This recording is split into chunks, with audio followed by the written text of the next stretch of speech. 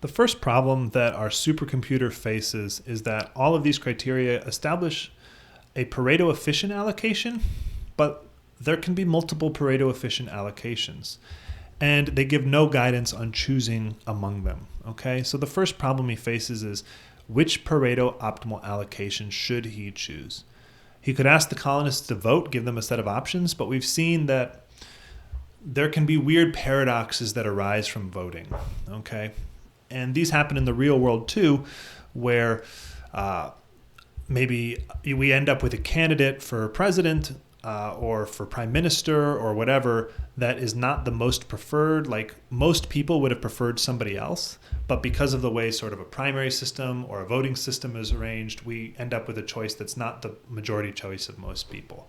You know, if like a third candidate splits the vote, we can end up with choices that do not reflect necessarily the will of people, and there's no way to get around this. Okay, so there's no way that there's no sort of simple logical rule we can give the supercomputer to say, here's how you choose the correct Pareto optimal allocation.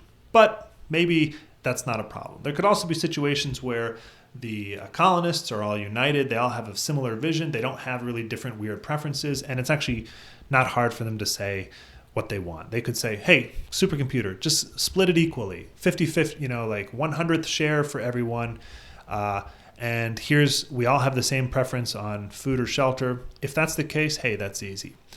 But there are three other problems that a supercomputer or any centralized controlling mechanism is going to have to overcome if they're going to try to get by and efficiently allocate resources without using a market.